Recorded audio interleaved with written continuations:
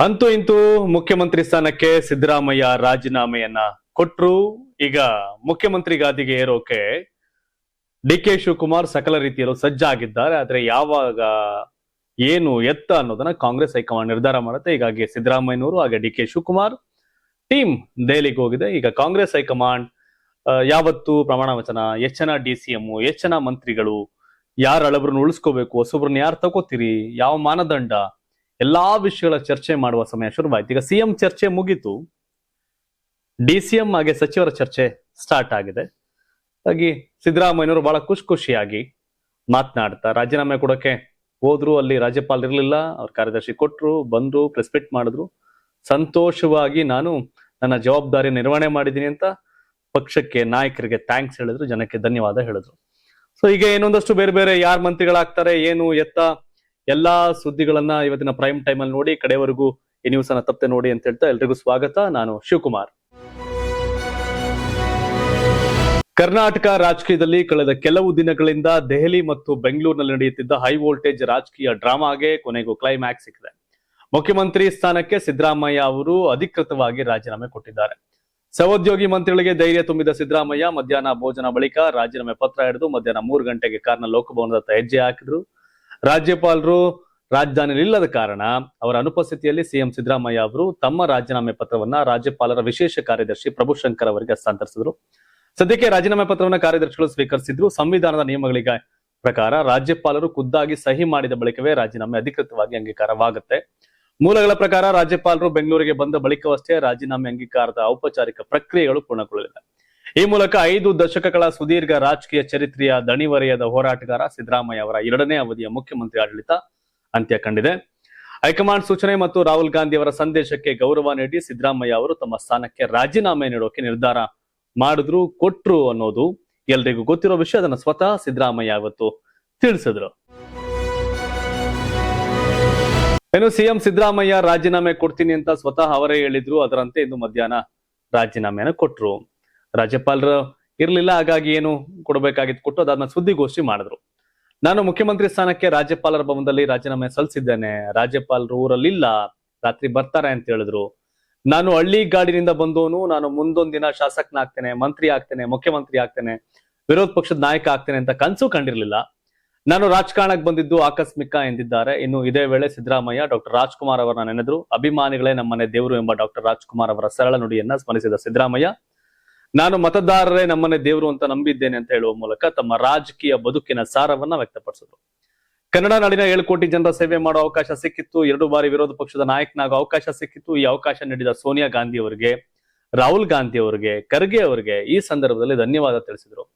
ಏನೋ ಪ್ರಧಾನಮಂತ್ರಿ ಸೇರಿದಂತೆ ಎಲ್ಲರೂ ಟೀಕಿಸಿದ್ರು. ಗ್ಯಾರಂಟಿ ಈಡೇರಿಸೋಕ್ಕಾಗಲ್ಲ, ಹಣ ಇಲ್ಲ, ಸರ್ಕಾರ ಖಜಾನೆ ಖಾಲಿ ಆಗತ್ತೆ ಅಂತೆಲ್ಲ ಟೀಕಿಸಿದ್ರು. ಇದೀಗ ಕರ್ನಾಟಕ ಇಡೀ ದೇಶದಲ್ಲೇ ತಲಾ ಆದಾಯದಲ್ಲಿ ನಂಬರ್ 1 ಸ್ಥಾನದಲ್ಲಿದೆ. GST ಕಲೆಕ್ಷನ್ ಅಲ್ಲಿ ನಾವು ನಂಬರ್ 2 ಸ್ಥಾನದಲ್ಲಿದ್ದೇವೆ ಅಂತ ಸಿದ್ದರಾಮಯ್ಯ ತಮ್ಮ ಆಡಳಿತಾವಧಿಯ ಸಾಧನೆಯನ್ನ ಅವರು ವ್ಯಕ್ತಪಡಿಸಿದ್ರು. ಜನ ಏನಂತವ್ರೆ, ರೇಟಿಂಗ್ ಏನಿದೆ ಅಂತ ಹೇಳಿದ್ರು. ಹಾಗಾಗಿ ಸಿದ್ದರಾಮಯ್ಯ ಮುಖ್ಯಮಂತ್ರಿ ಕುರ್ಚಿ ಬಿಡುವ ದಿನವೂ ಕೂಡ ತಮ್ಮ ಅಧಿಕಾರಾವಧಿಯ ಸಾಧನೆಗಳನ್ನ ಪಟ್ಟಿ ಮಾಡಿ ಹೇಳೋದನ್ನ ಮಾತ್ರ ಮರೆಯಲಿಲ್ಲ, ಅದನ್ನ ಹೇಳಿದ್ರು, ಅದು ಜೋರಾಗಿ ಹೇಳಿದ್ರು. ಇನ್ನು ರಾಜ್ಯ ರಾಜಕೀಯದಲ್ಲಿ ನಡೀತಾ ಇದ್ದ ಕುರ್ಚಿಯ ಗಜ್ಜಗಾಟಕ್ಕೆ ಏನು ಬ್ರೇಕ್ ಬಿದ್ದಿದೆ. ಸಿದ್ದರಾಮಯ್ಯ ಅವರು ತಮ್ಮ CM ಸ್ಥಾನಕ್ಕೆ ಅಧಿಕೃತ ರಾಜೀನಾಮೆ ಕೊಟ್ಟಿದ್ದಾರೆ. ರಾಜೀನಾಮೆ ಪ್ರಕ್ರಿಯೆಗೂ ಮುನ್ನ ಮುಖ್ಯಮಂತ್ರಿಗಳ ಅಧಿಕೃತ ನಿವಾಸ ಕಾವೇರಿಯಲ್ಲಿ ನಡೆದ ಉಪಹಾರ ಸಭೆಯಲ್ಲಿ ಇಡೀ ಕರ್ನಾಟಕವೇ ಒಂದಷ್ಟು ಆ ಕಡೆ ಕಣ್ಣ ಹಾಕಿತ್ತು. ಆ ಸಂದರ್ಭದಲ್ಲಿ ಒಂದಷ್ಟು ಜನ ಸಿದ್ದರಾಮಯ್ಯನವರು ರಾಜೀನಾಮೆ ಘೋಷಣೆ ಮಾಡಿದಾಗ ಅಲ್ಲೆಲ್ಲ ಒಂದಷ್ಟು ಸಚಿವರು, ನಾಯಕರು, ಅಲ್ಲಿದ್ದವರೆಲ್ಲ ಕಣ್ಣೀರಿಟ್ಟಂತ ಸನ್ನಿವೇಶ ಆಯ್ತು. ಭಾವುಕರಾದ್ರೆ ಎಲ್ರು. ರಾಜೀನಾಮೆ ನೀಡುವ ಮುನ್ನ ಮುಖ್ಯಮಂತ್ರಿ ಸಿದ್ದರಾಮಯ್ಯ ಹಾಗೂ ಉಪಮುಖ್ಯಮಂತ್ರಿ ಡಿ ಕೆ ಶಿವಕುಮಾರ್ ನಡುವೆ ಅರ್ಧ ಗಂಟೆಗೆ ಹೆಚ್ಚು ಕಾಲ ಅತ್ಯಂತ ರಹಸ್ಯ ಹಾಗೂ ಮಹತ್ವದ ಮಾತುಕತೆ ನಡೆಯಿತು. ಇದರ ಬೆನ್ನಲ್ಲೇ ಸಚಿವರೊಂದಿಗೆ ಆಯೋಜಿಸಲಾಗಿದ್ದ ಬ್ರೇಕ್ಫಾಸ್ಟ್ ಮೀಟಿಂಗ್ ನಲ್ಲಿ ಮುಖ್ಯಮಂತ್ರಿ ಸಿದ್ದರಾಮಯ್ಯ ಅವರು ತೀವ್ರ ಭಾವುಕರಾದ್ರು. ಹೈಕಮಾಂಡ್ ಸೂಚನೆಯಂತೆ ನಾನು ಮುಖ್ಯಮಂತ್ರಿ ಸ್ಥಾನಕ್ಕೆ ರಾಜೀನಾಮೆ ನೀಡುತ್ತಿದ್ದೇನೆ ಮತ್ತು ಮುಂದಿನ 2 ವರ್ಷಗಳ ಕಾಲ ಡಿ ಕೆ ಶಿವಕುಮಾರ್ ಅವರು ಕರ್ನಾಟಕದ ನೂತನ ಮುಖ್ಯಮಂತ್ರಿಯಾಗಿ ಮುಂದುವರಿತಾರೆ ಅಂತ ಸಚಿವರ ಮುಂದೆ ಪ್ರಕಟಿಸುವಾಗ ಸಿದ್ದರಾಮಯ್ಯ ಅವರು ಕಣ್ಣೀರಿಟ್ಟಿದ್ದಾರೆ. ತಮ್ಮ ಆಡಳಿತಾವಧಿಯಲ್ಲಿ ಜಾರಿಗೆ ತಂದ ಅನ್ನಭಾಗ್ಯ, ಗೃಹಲಕ್ಷ್ಮಿ ಸೇರಿದಂತೆ ಜನಪರ ಗ್ಯಾರಂಟಿ ಯೋಜನೆಗಳು ಹಾಗೂ ಬಡವರ ಕಲ್ಯಾಣಕ್ಕಾಗಿ ಮಾಡಿದ ಉತ್ತಮ ಕಾರ್ಯಗಳನ್ನ ಸಭೆಯಲ್ಲಿ ಸ್ಮರಿಸಿದ ಸಿದ್ದರಾಮಯ್ಯ ಅವರು, ನಾನು ಅಧಿಕಾರದಲ್ಲಿದ್ದಾಗ ಬಡವರಿಗಾಗಿ ಪ್ರಾಮಾಣಿಕವಾಗಿ ಕೆಲಸ ಮಾಡಿದ್ದೇನೆ. ನನಗೆ ಯಾವುದೇ ನೋವಿಲ್ಲ, ಮನಪೂರ್ವಕವಾಗಿ ರಾಜೀನಾಮೆ ನೀಡುತ್ತಿದ್ದೇನೆ. ಮುಂಬರುವ ದಿನಗಳಲ್ಲಿ ನೂತನ ಮುಖ್ಯಮಂತ್ರಿ ಆಗಲಿರ್ತಕ್ಕಂಥ ಡಿ ಕೆ ಶಿವಕುಮಾರ್ ಅವರಿಗೆ ನಿಮ್ಮೆಲ್ಲರ ಸಂಪೂರ್ಣ ಸಹಕಾರ ಇರಲಿ. ನಮ್ಮ ಸರ್ಕಾರದ ಜನಪರ ಆಡಳಿತವನ್ನ ಹೀಗೆ ಮುಂದುವರಿಸಿಕೊಂಡು ಹೋಗಿ ಅಂತ ಸಚಿವ ಸಂಪುಟದ ಸದಸ್ಯರಿಗೆ ಭಾವುಕರಾಗಿಯೇ ಕರೆ ಕೊಟ್ರು. ಅಲ್ಲೂ ಕೂಡ ವಿದಾಯದ ಭಾಷಣವನ್ನ ಆಂತರಿಕವಾಗಿ ಮಾಡಿದ್ರು. ಸಿದ್ದರಾಮಯ್ಯ ಬೇರೆಯವ್ರು ಯಾರು ಅಧಿಕಾರ ಎಷ್ಟು ಈಸಿಯಾಗಿ ಬಿಡ್ತಿಲ್ಲ, ಬಟ್ 6 ತಿಂಗಳಿಂದ ಹೇಳಿದ್ರು. ಸೆಪ್ಟೆಂಬರು, ಅಕ್ಟೋಬರು, ನವೆಂಬರು, ಡಿಸೆಂಬರು, ಜನವರಿ, ಫೆಬ್ರವರಿ, ಮಾರ್ಚ್, ಏಪ್ರಿಲ್, ಮೇ ಅಂತ್ಯಕ್ಕೆ ಬಂದು ರಾಜೀನಾಮೆ ಕೊಟ್ಟರು. ಆದ್ರೆ ಇನ್ನೊಂದಷ್ಟು ಆಟ ಆಡ್ಸಿದ್ರೇನೋ ಅಂತ. ಈಗಲೂ ಇವ್ರು ಆಟ ಆಡ್ಸಿದ್ರು ಅಂತಾನೆ. ಆದ್ರೆ ಗೊಂದಲ ಮಾಡ್ಲಿಲ್ಲ, ಗದ್ದಲ ಮಾಡ್ಲಿಲ್ಲ, ಗಲಾಟೆ ಮಾಡ್ಲಿಲ್ಲ. ರಾಜೀನಾಮೆ ಕೊಟ್ಟು ಮುಂದುವರೆದ ಭಾಗ ಏನಿದೆ ಮಾತಾಡೋಕೆ ಡೆಲ್ಲಿಗೆ ಹೋಗಿದ್ದಾರೆ. ಸೊ ಹಾಗಾಗಿ ಒಬ್ಬ ಪ್ರಬುದ್ಧ ರಾಜಕಾರಣಿಯ ನಡವಳಿಕೆ ಹೇಗಿರ್ಬೇಕಾಗಿತ್ತು ಸಿದ್ದರಾಮಯ್ಯನವ್ರದ್ದು. ಹಾಗಾಗಿ ಗುಡ್. ಅಳ್ಳಿಲ್ಲ, ಕರಿಲಿಲ್ಲ, ಅಂಗ್ಲಾಚ್ಲಿಲ್ಲ, ಬೇಡ್ಲಿಲ್ಲ, ಗಲಾಟೆ ಮಾಡ್ಲಿಲ್ಲ. ಸಿದ್ದರಾಮಯ್ಯ ರಾಜೀನಾಮೆ ಕೊಟ್ಟು ಮುಂದೆ ಮುಖ್ಯಮಂತ್ರಿ ಆಗೋರಿಗೆ ಅವಕಾಶ ಮಾಡಿಕೊಡು ಕೊಟ್ಟಿದ್ದಾರೆ. ಇನ್ನು ವಾಟ್ ನೆಕ್ಸ್ಟ್, ಯಾರು DCM ಆಗ್ತಾರೆ, ಯಾರು ಮಂತ್ರಿ ಆಗ್ತಾರೆ ಅನ್ನೋ ಚರ್ಚೆಗಳು, ಅದ್ರಲ್ಲಿ ಯತೀಂದ್ರ ಅವರ ಹೆಸರು DCM ಸಾಲಲ್ಲಿದೆ. ಏನ್ ಕತೆ? ಮುಖ್ಯಮಂತ್ರಿ ಸ್ಥಾನಕ್ಕೆ ಸಿದ್ದರಾಮಯ್ಯ ಅವರು ರಾಜೀನಾಮೆ ನೀಡಿ ಲೋಕಭವನದಿಂದ ಹೊರ ಬರ್ತಿದ್ದಂತೆ ಇತ್ತ ಕಾಂಗ್ರೆಸ್ ಪಾಳಯದಿಂದ ಮತ್ತೊಂದು ಅತ್ಯಂತ ಸ್ಫೋಟಕ ಇನ್ಸಿಡೆಂಟ್ ನ್ಯೂಸ್ ಹೊರಬಿದ್ದಿದೆ. ತಮ್ಮ ಪುತ್ರ ಡಾಕ್ಟರ್ ಯತೀಂದ್ರ ಅವರ ಸಂಪುಟ ಸೇರ್ಪಡೆಗೆ ಕೊನೆಗೂ ಸಿದ್ದರಾಮಯ್ಯ ಅವರು ಗ್ರೀನ್ ಸಿಗ್ನಲ್ ಕೊಟ್ಟಿದ್ದಾರಂತೆ ಆಪ್ತ ಮೂಲಗಳು ಹೇಳ್ತಾ ಇದೆ. ಮೊದಲು ಹೈಕಮಾಂಡ್ ಕೊಟ್ಟ ಆಫರ್ಗಳನ್ನೆಲ್ಲ ಕಡಾಖಂಡಿತವಾಗಿ ತಿರಸ್ಕರಿಸಿದ ಸಿದ್ದರಾಮಯ್ಯ ಕೊನೆ ಗಳಿಗೆಯಲ್ಲಿ ಒಪ್ಪಿಕೊಂಡಿದ್ದಾರಂತೆ. ಮುಂದಿನ ರಾಜಕೀಯ ಬೆಳವಣಿಗೆಗಳಾಗಿ ದೆಹಲಿಯತ್ತ ಮುಖ ಮಾಡಿರ್ತಕ್ಕಂಥ ನಿರ್ಗಮಿತ ಸಿಎಂ ಸಿದ್ದರಾಮಯ್ಯ ಆರಂಭದಲ್ಲಿ ದೆಹಲಿಯಲ್ಲಿ ಹೈಕಮಾಂಡ್ ನಾಯಕರು ಮಾತುಕತೆ ನಡೆಸಿದಾಗ ನನಗೆ ರಾಜ್ಯಸಭೆಯೂ ಬೇಡ, ನನ್ನ ಪುತ್ರನಿಗೆ ಸಚಿವ ಸ್ಥಾನವೂ ಬೇಡ ಅಂತ ಸಿದ್ದರಾಮಯ್ಯ ತೀವ್ರ ಅಸಮಾಧಾನದಿಂದ ಎಲ್ಲವನ್ನ ತಿರಸ್ಕಾರ ಮಾಡಿದ್ರಂತೆ. ಆದ್ರೆ ಸಿದ್ದರಾಮಯ್ಯ ಅವರ ಅತ್ಯಂತ ಆಪ್ತ ಹಾಗೂ ಸಚಿವ KJ ಜಾರ್ಜ್ ಅವರು ಮಧ್ಯಪ್ರವೇಶ ಮಾಡಿ ಸಿದ್ದರಾಮಯ್ಯ ಅವರ ಮನವೊಲಿಸುವಲ್ಲಿ ಕೊನೆಗೂ ಯಶಸ್ವಿಯಾಗಿದ್ದಾರೆ ಎನ್ನಲಾಗ್ತಾ ಇದೆ. ಸದ್ಯ ಪುತ್ರ ಡಾಕ್ಟರ್ ಯತೀಂದ್ರ ಅವರ ಸಂಪುಟ ಸೇರ್ಪಡೆಗೆ ಒಪ್ಪಿರ್ತಕ್ಕಂಥ ಸಿದ್ದರಾಮಯ್ಯ ಅವರು ತಮಗಾಗಿ ಹೈಕಮಾಂಡ್ ನೀಡಿದ್ದ ರಾಷ್ಟ್ರ ರಾಜಕಾರಣ ಮತ್ತು ರಾಜ್ಯಸಭೆ ಆಫರ್ ನ ಮಾತ್ರ ಕಠಿಣವಾಗಿ ನಿರಾಕರಿಸಿದ್ದಾರೆ. ಅಂದ್ರೆ ಸಿದ್ದರಾಮಯ್ಯ ಅವರು ರಾಜ್ಯ ರಾಜಕಾರಣದಲ್ಲಿ ಉಳಿಯಲಿದ್ದಾರೆ. ಸಂವಿಧಾನದ ನಿಯಮಾವಳಿಗಳ ಪ್ರಕಾರ ರಾಜ್ಯಪಾಲರು ಖುದ್ದಾಗಿ ಸಹಿ ಮಾಡಿದ ಬಳಿಕವೇ ಈ ರಾಜೀನಾಮೆ ಅಧಿಕೃತವಾಗಿ ಅಂಗೀಕಾರವಾಗುತ್ತೆ. ಆದ್ರೆ ಹೋಗುವ ಮುನ್ನ ಮಗನಿಗೆ ಮಂತ್ರಿ ಪಟ್ಟ ಕನ್ಫರ್ಮ್ ಮಾಡುವ ಮೂಲಕ ಸಿದ್ದರಾಮಯ್ಯ ರಾಜ್ಯ ರಾಜಕೀಯದಲ್ಲಿ ತಮ್ಮ ಹಿಡಿತವನ್ನು ಹಾಗೆ ಉಳಿಸಿಕೊಂಡಿದ್ದಾರೆ. ಸಿದ್ದರಾಮಯ್ಯ ಸಿಎಂ ಸ್ಥಾನದಿಂದ ಕೆಳಗಿಳಿದ್ರು. ಹೊಸದಾಗಿ ರಚನೆ ಆಗಲಿರ್ತಕ್ಕಂಥ DK ಶಿವಕುಮಾರ್ ಅವರ ಸಂಪುಟದಲ್ಲಿ ಪುತ್ರ ಡಾಕ್ಟರ್ ಯತೀಂದ್ರ ಸಚಿವರಾಗಿ ಎಂಟ್ರಿ ಕೊಡೋದು ಒಂದ್ ರೀತಿಯ ಆನೆ ಬಲ. ಅದಷ್ಟೇ ಅಲ್ಲ, ಅವರು DCM ಕೂಡ ಆಗ್ತಾರೆ ಅನ್ನೋ ಚರ್ಚೆಗಳಿದೆ. ನೋಡ್ಬೇಕದೇನೇ ಆಗತ್ತೆ ಅಂತ. ಯಾಕಂದ್ರೆ ಎಲ್ಲೇ ಆಗ್ಲಿ ನಾವು ತಮ್ದು, ನಮ್ಮ ಮಗ, ನಮ್ಮನೆ ಅಂತ ಇದ್ದೇ ಇರತ್ತೆ. ಯಾರಿಗೇ ಆಗ್ಲಿ ಅಷ್ಟೊಂದು ಯಾರು ಕಠಿಣವಾಗಿ ರೀತಿ ವರ್ತನೆ ಮಾಡಲ್ಲ. ಡಾಕ್ಟರ್ ಯತೀಂದ್ರ ಸಿದ್ದರಾಮಯ್ಯವ್ರ ಪುತ್ರ. ರಾಕೇಶ್ ಇದ್ದಿದೆ ಸಿದ್ದರಾಮಯ್ಯನವ್ರಿಗೆ ಒಂದ್ ರೀತಿ ಅದನ್ನ ಮುಂದುವರ್ಸ್ಕೊಂಡು ಹೋಗೋ ಕೆಪಾಸಿಟಿ ಇತ್ತು. ರಾಕೇಶ್ ಈಗ ನಮ್ಮೊಟ್ಟಿಗಿಲ್ಲ. ಹಾಗಾಗಿ ಯತೀಂದ್ರ ಆಗಿ ಆ ಮಟ್ಟಿಗೆ ಸಿದ್ದರಾಮಯ್ಯನವರಷ್ಟೇ ಪವರ್ಫುಲ್ ಆಗಿ ಬೆಳೆಯುವಂತ ಸಾಮರ್ಥ್ಯ ಇದೆಯಾ? Never ever. ಯತೀಂದ್ರ ಒಬ್ಬ MLC, ಒಬ್ಬ ಮಂತ್ರಿ, ಒಬ್ಬ DCM ಆಗ್ಬಹುದು. ಆದ್ರೆ ಅಷ್ಟೇ. ಕರ್ನಾಟಕ ರಾಜಕೀಯದಲ್ಲಿ ಸಿದ್ದರಾಮಯ್ಯ ಅವರ ರಾಜೀನಾಮೆ ಪ್ರಕ್ರಿಯೆ ಮುಗಿತಿದ್ದಂತೆ ಇತ್ತ ಕೇಂದ್ರ ಸಚಿವ ಪ್ರಹ್ಲಾದ್ ಜೋಶಿ ಅವರು ಕಾಂಗ್ರೆಸ್ ಹೈಕಮಾಂಡ್ ಮತ್ತು ರಾಹುಲ್ ಗಾಂಧಿ ವಿರುದ್ಧ ಸಮರ ಸಾರಿದ್ದಾರೆ. ಕರ್ನಾಟಕದ ಜನಪ್ರಿಯ ನಾಯಕರಾದಂತಹ ಸಿದ್ದರಾಮಯ್ಯರನ್ನ ಕಾಂಗ್ರೆಸ್ ಹೈಕಮಾಂಡ್ ನಡೆಸಿಕೊಂಡ ರೀತಿ ಸರಿಯಿಲ್ಲ ಅಂತ ಕೇಂದ್ರ ಸಚಿವ ಪ್ರಹ್ಲಾದ್ ಜೋಶಿ ಹೇಳಿದ್ದಾರೆ. ಎಂದು ಸಿದ್ದರಾಮಯ್ಯ ರಾಜೀನಾಮೆ ಕೊಡುವ ನಿರ್ಧಾರ ಕುರಿತ ಮಾಧ್ಯಮಗಳ ಪ್ರಶ್ನೆಗೆ ಪ್ರತಿಕ್ರಿಯಿಸಿದ ಸಚಿವರು, ಸಿದ್ದರಾಮಯ್ಯರಷ್ಟು ರಾಜಕೀಯ ಅನುಭವವಿಲ್ಲದ ವಯಸ್ಸಲ್ಲೂ ಹಿರಿಯರಲ್ಲದ ರಾಹುಲ್ ಗಾಂಧಿ ಸಿದ್ದರಾಮಯ್ಯರವರನ್ನ ಆ ರೀತಿ ನಡೆಸಿಕೊಡಬಾರದಿತ್ತು ಅಂತ. ಇದೇ ವೇಳೆ ಕಾಂಗ್ರೆಸ್ ಅಧಿಕಾರ ಹಂಚಿಕೆ ಗೊಂದಲಗಳಿಂದ ಕರ್ನಾಟಕದ ಸಂಪೂರ್ಣ ಪರಿಸ್ಥಿತಿ ಹದಗೆಟ್ಟಿದೆ. ಅಸ್ಥಿರತೆ, ಅರಾಜಕತೆ, ಅವಿಶ್ವಾಸ ನಿರ್ಮಾಣ ಆಗಿದೆ. ನಿನ್ನೆ ಮೊನ್ನೆ ಇದರ ಪರಾಕಾಷ್ಠೆ ತಲುಪಿದೆ ಅಂತ ಆಕ್ರೋಶವನ್ನು ವ್ಯಕ್ತಪಡಿಸಿದ್ರು. ಕಾಂಗ್ರೆಸ್ ದಿನ ಬೆಳಗಾದ್ರೆ OBC ಮಂತ್ರ ಜಪಿಸ್ತಾರೆ. ಆದ್ರೆ ಕರ್ನಾಟಕ ಒಬ್ಬ ಹಿಂದುಳಿದ ವರ್ಗದ ಮುಖ್ಯಮಂತ್ರಿಯನ್ನ ಯಾವ ರೀತಿ ನಡೆಸ್ಕೊಂಡ್ರು, ಹಿಂದೆ ವೀರೇಂದ್ರ ಪಾಟೀಲ್ ಅವರನ್ನ ರಾಜೀವ್ ಗಾಂಧಿ ಯಾವ ರೀತಿ ಅಪಮಾನ ಮಾಡಿದ್ರು, ಅದೇ ರೀತಿ ಇಂದು ರಾಜೀವ್ ಮಗ ರಾಹುಲ್ ಗಾಂಧಿ ಸಿದ್ದರಾಮಯ್ಯರನ್ನ ನಡೆಸ್ಕೊಂಡಿದ್ದಾರೆ. ಇದು ಅಪ್ಪನಿಂದ ರಾಹುಲ್ಗೆ ಬಂದಿರತಕ್ಕಂಥ ಬಳುವಳಿ ಅಂತ ಟೀಕೆ ಮಾಡಿದ್ರು. ಸಿದ್ದರಾಮಯ್ಯ ಹಾಗೂ ಯಡಿಯೂರಪ್ಪ ಕರ್ನಾಟಕದ ಮಾಸ್ ಲೀಡರ್ಗಳು. ಇಡೀ ದೇಶದಲ್ಲಿ ಕೇವಲ 4 ರಾಜ್ಯದಲ್ಲಿ ಮಾತ್ರ ಕಾಂಗ್ರೆಸ್ ಅಧಿಕಾರದಲ್ಲಿದೆ. 3 ಕಡೆ ಮೇಲ್ಜಾತಿಯವರು ಮುಖ್ಯಮಂತ್ರಿಗಳನ್ನಾಗಿ ಮಾಡಿದ್ರು. ಕಾಂಗ್ರೆಸ್ OBC ಬಗ್ಗೆ ಮಾತನಾಡ್ತಾರೆ, ಆದ್ರೆ ರಾಜ್ಯದ ಒಬ್ಬ OBC ಮುಖ್ಯಮಂತ್ರಿಗೆ ತೊಂದರೆ ಕೊಟ್ಟಿದ್ದಾರೆ ಅಂತ ಹೇಳಿದ್ರು.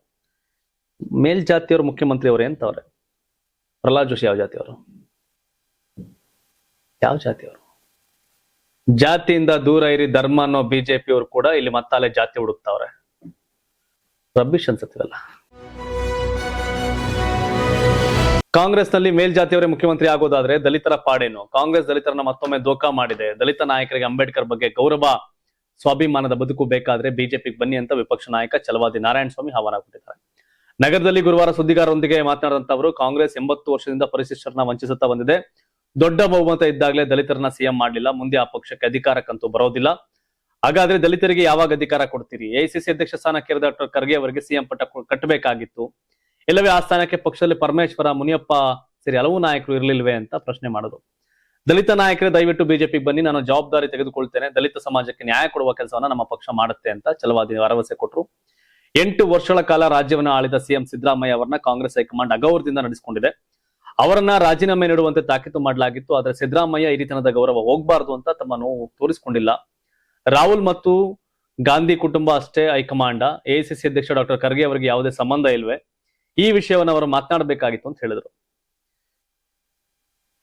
ಎಲ್ಲರ ಮನೆ ದೋಸೆ ತೂತೆ, ಆದ್ರೆ ಬಿಜೆಪಿ ದಲಿತರಿಗೆ ಕರೆಕ್ಟ್ ಆಗಿ ನ್ಯಾಯ ಕೊಟ್ಟಿದ್ರೆ ಅವರೇ ಕಾಂಗ್ರೆಸ್ಗೆ ಹೋಗ್ತಿದ್ರು ಅಂತ ಕೆಲವು ಪ್ರಶ್ನೆ ಮಾಡ್ತಾರೆ. ಬಟ್ ಛಲವಾದಿ ನಾರಾಯಣ ಸ್ವಾಮಿ ಅವ್ರಿಗೆ ಅಧಿಕಾರ ಕೊಟ್ಟಿದೆ. ಛಲವಾದಿ ನಾರಾಯಣ ಸ್ವಾಮಿ ಅವರು ಕಾಂಗ್ರೆಸ್ ಅಲ್ಲಿ ಏನೂ ಆಗಿಲ್ಲ. ಬಿಜೆಪಿ ಬಂದ್ MLC ಆದ್ರು, ವಿಪಕ್ಷ ನಾಯಕ ಆದ್ರು ಪರಿಷತ್ಗೆ. ಅವ್ರವ್ರ ಲೆಕ್ಕಾಚಾರ ಅವ್ರು ಹೇಳ್ತಾರೆ. ಸಿಎಂ ಆಗ್ಲಿಲ್ಲ ಕಾಂಗ್ರೆಸ್ ಇಂದ ದಲಿತರು, ಅಟ್ಲೀಸ್ಟ್ ಮುಂದೆ ಬಿಜೆಪಿಯಿಂದ ಘೋಷಣೆ ಮಾಡೋದಾಗುತ್ತೆ. ಯಾರು ದಲಿತ ಮುಖ್ಯಮಂತ್ರಿ ಯಾರು ಮಾಡ್ತೀರಿ ಅಂತ ಓಟ್ ಹಾಕ್ತಾರ ದಲಿತರು, ಅಲ್ವಾ? ಮುಂಬರುವ ಸರಣಿ ಚುನಾವಣೆಗಳನ್ನು ದೃಷ್ಟಿಯಲ್ಲಿಟ್ಟುಕೊಂಡು ಬಿಜೆಪಿ ಹೈಕಮಾಂಡ್ ಪಕ್ಷದ ಸಂಘಟನೆಯಲ್ಲಿ ಭಾರಿ ಸರ್ಜರಿ ಮಾಡಿದೆ. ಗುರುವಾರ 3 ರಾಜ್ಯಗಳು ಹಾಗೂ ಕೇಂದ್ರಾಡಳಿತ ಪ್ರದೇಶದ ದೆಹಲಿಗೆ ನೂತನ ರಾಜ್ಯಾಧ್ಯಕ್ಷರನ್ನ ನೇಮಕ ಮಾಡಿ ಮಹತ್ವದ ಸಂಘಟನೆ ಬದಲಾವಣೆಗಳನ್ನು ಘೋಷಿಸಿದೆ. ಪಕ್ಷದ ರಾಷ್ಟ್ರೀಯ ಅಧ್ಯಕ್ಷ ನಿತಿನ್ ನಬೀನ್ ನೇತೃತ್ವದಲ್ಲಿ ಈ ಬದಲಾವಣೆಗಳನ್ನು ಕೈಗೊಳ್ಳಲಾಗಿದ್ದು, ಹೊಸ ಮುಖಗಳಿಗೆ ಆದ್ಯತೆ ನೀಡಲಾಗಿದೆ. ತ್ರಿಪುರಾ, ಹರಿಯಾಣ, ಪಂಜಾಬ್ ಹಾಗೂ ದೆಹಲಿಗೆ ಹೊಸ ಅಧ್ಯಕ್ಷರನ್ನ ನೇಮಕ ಮಾಡುವ ಮೂಲಕ ರಾಜ್ಯ ಮತ್ತು ರಾಷ್ಟ್ರ ಮಟ್ಟದಲ್ಲಿ ಪಕ್ಷದ ಹೊಸ ಸಂಘಟನೆ ತಂಡವನ್ನ ರೂಪಿಸುವ ಪ್ರಕ್ರಿಯೆಗೆ ಬಿಜೆಪಿ ಚಾಲನೆ ಕೊಟ್ಟಿದೆ.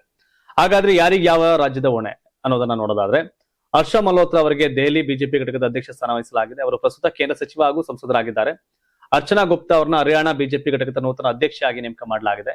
ಈಶಾನ್ಯ ರಾಜ್ಯ ತ್ರಿಪುರಾದ ಬಿಜೆಪಿ ಅಧ್ಯಕ್ಷರಾಗಿ ಅಭಿಷೇಕ್ ದಬ್ರಾಯ್ ಅವರಿಗೆ ಜವಾಬ್ದಾರಿ ಕೊಡಲಾಗಿದೆ. ಶೀಘ್ರದಲ್ಲೇ ಚುನಾವಣೆ ಎದುರಿಸತಕ್ಕಂಥ ಪಂಜಾಬ್ ರಾಜ್ಯದಲ್ಲಿ ಕೇವಲ್ ಸಿಂಗ್ ಧಿಲ್ಲೋನ್ ಅವರನ್ನ ಹೊಸ ಬಿಜೆಪಿ ರಾಜ್ಯಾಧ್ಯಕ್ಷರನ್ನಾಗಿ ನೇಮಕ ಮಾಡಿ ಪಕ್ಷ ಆದೇಶ ಹೊರಡಿಸಿದೆ. ಮುಂದಿನ ಚುನಾವಣೆಗಳನ್ನ ಗಮನದಲ್ಲಿಟ್ಟುಕೊಂಡು ಬಿಜೆಪಿ ಸಂಘಟನೆ ಪುನರ್ ವ್ಯವಸ್ಥೆಗೊಳಿಸುವ ಕೆಲಸಕ್ಕೆ ಮುಂದಾಗಿದೆ. ಹೊಸ ಅಧ್ಯಕ್ಷರ ನೇಮಕಾತಿಯಿಂದ ರಾಜ್ಯ ಮಟ್ಟದಲ್ಲಿ ಪಕ್ಷದ ಸಂಘಟನೆಗೆ ಹೊಸ ಚೈತನ್ಯ ಸಿಗಲಿದೆ ಅಂತ ಬಿಜೆಪಿ ವಲಯದಲ್ಲಿ ಅಭಿಪ್ರಾಯ ವ್ಯಕ್ತವಾಗಿದೆ. ನಮ್ಮಲ್ಲಿ ಏನ್ ಮಾಡ್ತಾರೋ ಗೊತ್ತಿಲ್ಲ. ವಿಜೇಂದ್ರ ಅವ್ರನ್ನ ಮುಂದುವರ್ಸಾರ, ಬದಲಾಯಿಸ್ತಾರ ಅಂತ ನೋಡ್ಬೇಕು. ಸಮಯ ಇದೆ, ನೋಡ್ಬೇಕು. ಎಐಎಡಿಎಂಕೆ ನಾಯಕ ಹಾಗೂ ಮಾಜಿ ಸಚಿವ ವೆಲ್ಲಂಮಂಡಿ ಆರ್ ನಟರಾಜನ್ ಅವರು ತಮಿಳುನಾಡು ಮುಖ್ಯಮಂತ್ರಿ ಜೋಸೆಫ್ ವಿಜಯ್ ನೇತೃತ್ವದ ಟಿವಿಕೆ ಪಕ್ಷಕ್ಕೆ ಸೇರ್ಪಡೆಗೊಂಡಿದ್ದಾರೆ ಅಂತ ಮೂಲಗಳು ತಿಳಿಸಿವೆ. ವೆಲ್ಲಂಮಂಡಿ ನಟರಾಜನ್ ಅವರು ಟಿವಿಕೆ ಪ್ರಧಾನ ಕಾರ್ಯದರ್ಶಿ ಎನ್ ಆನಂದ್ ಅವರನ್ನ ಭೇಟಿ ಮಾಡಿ ಅಧಿಕೃತವಾಗಿ ಪಕ್ಷ ಸೇರ್ಪಡೆಗೊಂಡಿದ್ದಾರೆ.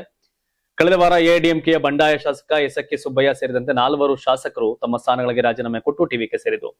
ಈ ಮೂಲಕ ಆಡಳಿತ ಪಕ್ಷದತ್ತ ಮುಖ ಮಾಡಿರತಕ್ಕಂಥ ಎಐಎಡಿಎಂಕೆಯ 5ನೇ ಪ್ರಮುಖ ನಾಯಕರಾಗಿ ವೆಲ್ಲಂಮಂಡಿ ನಟರಾಜನ್ ಹೊರಹೊಮ್ಮಿದ್ದಾರೆ. ವೆಲ್ಲಂಮಂಡಿ ನಟರಾಜನ್ 2016ರಲ್ಲಿ ತಿರುಚಿರಾಪಳ್ಳಿ ಪೂರ್ವ ವಿಧಾನಸಭಾ ಕ್ಷೇತ್ರದಿಂದ ಶಾಸಕರಾಗಿ ಆಯ್ಕೆಯಾಗಿದ್ರು. ಪಕ್ಷದ ಒಳಗಿನ ನಾಯಕತ್ವ ಬಿಕ್ಕಟ್ಟಿನ ಸಂದರ್ಭದಲ್ಲಿ ಅವರು ಮಾಜಿ ಮುಖ್ಯಮಂತ್ರಿ ಓ ಪನ್ನೀರ್ಸೆಲ್ವಂ ಅವರನ್ನ ಬೆಂಬಲಿಸಿದ್ರು. ಈ ವರ್ಷದ ಫೆಬ್ರವರಿಯಲ್ಲಿ ಓ ಪನ್ನೀರ್ಸೆಲ್ವಂ ಅವರು ಡಿಎಂಕೆ ಪಕ್ಷಕ್ಕೆ ಸೇರ್ಪಡೆಗೊಂಡ ಬಳಿಕ ವೆಲ್ಲಂಮಂಡಿ ನಟರಾಜನ್ ಮತ್ತೆ ಎಐಎಡಿಎಂಕೆ ಮರಳಿದ್ರು. ಆದ್ರೆ ಇದೀಗ ಅವರು ಟಿವಿಕೆ ಸೇರಿರೋದು ತಮಿಳುನಾಡು ರಾಜಕೀಯದಲ್ಲಿ ಹೊಸ ಚರ್ಚೆ ಕಾರಣ ಆಗಿದೆ.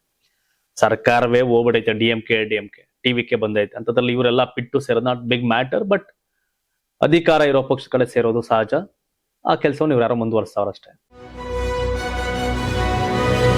ತಮಿಳುನಾಡು ಮುಖ್ಯಮಂತ್ರಿ ಸಿ ಜೋಸೆಫ್ ವಿಜಯ್ ಗುರುವಾರ ದೆಹಲಿಗೆ ಭೇಟಿ ನೀಡಿದ್ದು, ಕಾಂಗ್ರೆಸ್ ನಾಯಕರಾದ ರಾಹುಲ್ ಗಾಂಧಿ ಹಾಗೂ ಸೋನಿಯಾ ಗಾಂಧಿ ಅವರನ್ನ ಭೇಟಿ ಮಾಡಬೇಕಿತ್ತು. ಇದು ಪ್ರಮಾಣ ವಚನ ಸ್ವೀಕರಿಸಿದ ನಂತರ ರಾಹುಲ್ ಗಾಂಧಿ ಅವರೊಂದಿಗೆ ಅವರ 2ನೇ ಸಂವಾದವಾಗಿತ್ತು.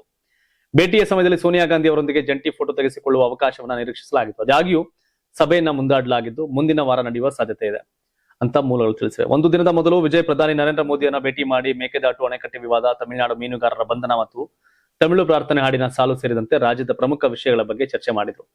ಕೇಂದ್ರ ಹಣಕಾಸು ಸಚಿವೆ ನಿರ್ಮಲಾ ಸೀತಾರಾಮನ್ ಅವರನ್ನು ಕೂಡ ಭೇಟಿ ಮಾಡಿ ರಾಜ್ಯದ ಅಭಿವೃದ್ಧಿಗೆ ನಿರ್ಣಾಯಕವಾದ ಬಂದರುಗಳು, ರಾಷ್ಟ್ರೀಯ ಹೆದ್ದಾರಿಗಳು, ರೈಲ್ವೆ ಯೋಜನೆಗಳು ಮತ್ತು ಕೈಗಾರಿಕೆ ಕಾರಿಡಾರ್ಗಳಿಗೆ ಆದ್ಯತೆ ಹಣಕಾಸು ಕೋರಿ ಜ್ಞಾಪಕ ಪತ್ರವನ್ನು ಸಲ್ಲಿಸಿದರು. ಪ್ರಧಾನಿ ಅವರೊಂದಿಗಿನ ಭೇಟಿಯ ಸಂದರ್ಭದಲ್ಲಿ ಶ್ರೀಲಂಕಾದ ಜೈಲುಗಳಲ್ಲಿರತಕ್ಕಂಥ ತಮಿಳುನಾಡಿನ ಮೀನುಗಾರರನ್ನ ಮತ್ತು ಅವರ ದೋಣಿಗಳನ್ನ ಬಿಡುಗಡೆ ಮಾಡೋಕೆ ತಕ್ಷಣದ ಕ್ರಮ ಕೈಗೊಳ್ಳುವಂತೆ ವಿಜಯ್ ಒತ್ತಾಯಿಸಿದರು. 2026ರಲ್ಲಿ ಇಲ್ಲಿವರೆಗೆ 12 ಮೀನುಗಾರರ ಬಂಧನದ ಘಟನೆಗಳು ನಡೆದಿದ್ದು, ಪ್ರಸ್ತುತ 58 ಮಂದಿ ಬಂಧನದಲ್ಲಿದ್ದಾರೆ ಮತ್ತು 266 ದೋಣಿಗಳನ್ನು ವಶಪಡಿಸಿಕೊಳ್ಳಲಾಗಿದೆ. ಸೀತಾರಾಮನ್ ಅವರೊಂದಿಗಿನ ಚರ್ಚೆಯಲ್ಲಿ ಅವರು ತಮಿಳುನಾಡಿನಲ್ಲಿ ರಾಷ್ಟ್ರೀಯ ಪ್ರಾಮುಖ್ಯತೆಯ ಸಂಸ್ಥೆಗಳನ್ನ ಸ್ಥಾಪಿಸುವಂತೆ ಕೇಂದ್ರವನ್ನ ಒತ್ತಾಯ ಮಾಡಿದ್ರು. ವಿಜಯ್ ಒಬ್ಬ ಮುಖ್ಯಮಂತ್ರಿಯಾಗಿ ಏನೇನ್ ಮಾಡಬಹುದು ಅವೆಲ್ಲ ಮಾಡ್ತಾ ಇದ್ದಾರೆ. ಯಾಕಂದ್ರೆ ಜನ ನಂಬಿದ್ದಾರೆ, ನಿರೀಕ್ಷೆಗಳು ಜಾಸ್ತಿ ಇದೆ. ಅದನ್ನ ಉಳಿಸ್ಕೊಳ್ಳೋ ಕಡೆ ವಿಜಯ್ ಕೆಲಸ ಮಾಡ್ತಾ ಇದ್ದಾರೆ. ವಿಜಯ್ ಒಳ್ಳೇದಾಗ್ಲಿ. ಆಕ್ಟಿವ್ ಇರೋ ಮುಖ್ಯಮಂತ್ರಿ ನಮಗೂ ಬೇಕು. ಜಾಗತಿಕ ರಾಜಕಾರಣದ ಅತ್ಯಂತ ಅಪಾಯಕಾರಿ, ಆತಂಕಕಾರಿ, ಭಯಾನಕ ಸುದ್ದಿಯೊಂದು ಹೊರಬಿದ್ದಿದೆ. ಇಡೀ ಜಗತ್ತೇ 3ನೇ ಮಹಾಯುದ್ಧದ ಭೀತಿಯಲ್ಲಿ ನಡುಗುವಂತೆ ಅಮೆರಿಕ ಮತ್ತು ಇರಾನ್ ನಡುವೆ ಭೀಕರ ಯುದ್ಧ ಆರಂಭ ಆಗಿದೆ. ಅಮೆರಿಕ ಮತ್ತು ಇರಾನ್ ನಡುವೆ ಕದನ ವಿರಾಮ ಮಾತುಕತೆಗಳು ನಡೆಯುತ್ತಿರುವಾಗಲೇ ಕೇವಲ 48 ಗಂಟೆಗಳ ಒಳಗೆ ಅಮೆರಿಕ ಪಡೆಗಳು ಇರಾನ್ ಮೇಲೆ ಮತ್ತೊಮ್ಮೆ ಪ್ರಬಲ ವೈಮಾನಿಕ ದಾಳಿ ನಡೆಸಿ ಧೂಳಿಪಟ ಮಾಡಿದೆ. ಇತ್ತ ಇರಾನ್ ಕೂಡ ಸುಮ್ಮನೆ ಕೂತಿಲ್ಲ. ಬೆಳಗಿನ ಜಾವವೇ ಅಮೆರಿಕದ ವಾಯುನೆಲೆಗಳನ್ನು ಗುರಿಯಾಗಿಸಿ ದಾಳಿ ನಡೆಸಿವೆ. ಆರ್ಮುಜ್ ಜಲಸಂಧಿಯಲ್ಲಿ ಇಲಾಖೆಗಳ ನಡುವೆ ನೇರ ಗುಂಡಿನ ಚಕಮಕಿ ನಡೆದಿದೆ. ಅಧಿಕೃತ ಮಾಹಿತಿ ಪ್ರಕಾರ ಜಗತ್ತಿನ ಪ್ರಮುಖ ತೈಲ ಮಾರ್ಗವಾಗಿರತಕ್ಕಂಥ ಆರ್ಮುಜ್ ಜಲಸಂಧಿ ಸಮೀಪದಲ್ಲಿರತಕ್ಕಂಥ ಇರಾನ್ನ ಮಿಲಿಟರಿ ನೆಲೆಗಳು ಹಾಗೂ ನೌಕಾ ಚಟುವಟಿಕೆಗಳನ್ನು ಗುರಿಯಾಗಿಸಿಕೊಂಡು ಅಮೆರಿಕ ಈ ಪ್ರಬಲ ದಾಳಿ ನಡೆಸಿದೆ. ಈ ಭೀಕರ ದಾಳಿಯ ಬೆನ್ನಲ್ಲೇ ಇರಾನ್ನ ಅತ್ಯಂತ ಪ್ರಮುಖ ಬಂದರು ನಗರಿ ಬಂದರ್ ಅಬ್ಬಾಸ್ನಲ್ಲಿ ಸರಣಿ ಮಹಾಸ್ಫೋಟಗಳು ಸಂಭವಿಸಿವೆ. ಸ್ಥಳೀಯ ಸಮಯದ ಪ್ರಕಾರ ಗುರುವಾರ ಮುಂಜಾನೆ ಸುಮಾರು 1:30 ವೇಳೆಗೆ ಇಡೀ ಬಂದರು ಅಬ್ಬಾಸ್ ನಗರವೇ ನಡುಗಿ ಹೋಗುವಂತಹ ಸ್ಫೋಟದ ಸದ್ದು ಕೇಳಿಬಂದಿದೆ. ಕಳೆದ 48 ಗಂಟೆಗಳಲ್ಲಿ ಅಮೆರಿಕ ಆರ್ಮೋಜ್ನ ಪ್ರದೇಶದಲ್ಲಿ ಕದನ ವಿರಾಮವನ್ನ ಗಂಭೀರವಾಗಿ ಉಲ್ಲಂಘಿಸಿದೆ. ಈ ಆಕ್ರಮಣಕ್ಕೆ ತಕ್ಕ ಪ್ರತಿಕ್ರಿಯೆ ನೀಡುತ್ತೀವಿ ಅಂತ ಅಮೆರಿಕಾಗೆ ಇರಾನ್ ಓಪನ್ ವಾರ್ನಿಂಗ್ ಕೊಟ್ಟಿದೆ. ಅಷ್ಟೇ ಅಲ್ಲದೆ ತನ್ನ ರಾಡಾರ್ ವ್ಯವಸ್ಥೆಯನ್ನು ಆಫ್ ಮಾಡಿಕೊಂಡು ಹಾರ್ಮುಜ್ ಜಲಸಂಧಿಯನ್ನ ಕದ್ದು ಮುಚ್ಚಿ ದಾಟಲು ಯತ್ನಿಸುತ್ತಿದ್ದ ಅಮೆರಿಕದ ಬೃಹತ್ ಟ್ಯಾಂಕರ್ ಹಡಗನ್ನ ಇರಾನ್ ನೌಕಾಪಡೆ ತಡೆದು ನಿಲ್ಲಿಸಿದೆ. ಈ ವೇಳೆ ಅಮೆರಿಕ ಮತ್ತು ಇರಾನ್ ಪಡೆಗಳ ನಡುವೆ ಸಮುದ್ರದ ಮಧ್ಯದಲ್ಲೇ ತೀವ್ರ ಗುಂಡಿನ ಚಕಮಕಿ ನಡೆದಿದ್ದು, ಇರಾನ್ ಪಡೆಗಳು ಅಮೆರಿಕ ಹಡಗಿಗೆ ಎಚ್ಚರಿಕೆ ಗುಂಡುಗಳನ್ನ ಹಾರಿಸಿವೆ. ಇತ್ತ ಅಮೆರಿಕ ಪಡೆಗಳು ಕೂಡ ಬಂದರ್ ಅಬ್ಬಾಸ್ ಸುತ್ತಮುತ್ತಲಿನ ಪ್ರದೇಶದತ್ತ ಸರಣಿ ಗುಂಡಿನ ದಾಳಿ ನಡೆಸಿ ಉತ್ತರವನ್ನ ಕೊಟ್ಟಿವೆ. ಇದು ನಿಲ್ಲಲ್ಲ, ಯಾರ್ಯಾರ್ದೋ ಪ್ರತಿಷ್ಠೆಗೆ ಜಗತ್ತು ನಡುಗ್ತಾ ಇದೆ. ಅಮೆರಿಕ, ಇಸ್ರೇಲ್, ಇರಾನ್ ನಡುವಿನ ಯುದ್ಧದಿಂದ ನಮ್ಮ ಭಾರತದ ಮೇಲೂ ಕೂಡ ಇಂಪ್ಯಾಕ್ಟ್ ಆಗಿದೆ. ಫ್ಯೂಯಲ್ಲು, ರೇಟ್ಸು, ಆಚೆ ಈಚೆ ಎಲ್ಲ. ಸೊ ಹಾಗಾಗಿ ಈ ಯುದ್ಧ ಸದ್ಯಕ್ಕೆ ನಿಂತ್ರೆ ಅನುಕೂಲ, ನಿಲ್ಬೇಕು ಪರ್ಮನೆಂಟ್ ಆಗಿ. ಆದ್ರೆ ಅಮೆರಿಕ, ಇಸ್ರೇಲ್ನ ಪ್ರತಿಷ್ಠೆಗೆ ಇವೆಲ್ಲ ಸಮಸ್ಯೆಗಳಾಗ್ತಾ ಇದೆ. ತಾವೇನ್ ಹೇಳ್ತೀರಿ? ಸಿದ್ದರಾಮಯ್ಯ ರಾಜೀನಾಮೆ ಕೊಟ್ಟರು, ಸಿದ್ದರಾಮಯ್ಯ ಅವರ ಆಡಳಿತದ ಬಗ್ಗೆ, ಅಧಿಕಾರ ಅವಧಿಯ ಬಗ್ಗೆ ತಾವೇನ್ ಹೇಳ್ತೀರಿ? ಕಾಮೆಂಟ್ ಮಾಡಿ. ನೆಕ್ಸ್ಟ್ ಡಿ ಕೆ ಶಿವಕುಮಾರ್ ಮುಖ್ಯಮಂತ್ರಿ ಆಗ್ತಾ ಇದ್ದಾರೆ ಸದ್ಯಕ್ಕೆ. ಅವ್ರ ಬಗ್ಗೆ ನಿಮ್ಮ ನಿರೀಕ್ಷೆಗಳೇನು?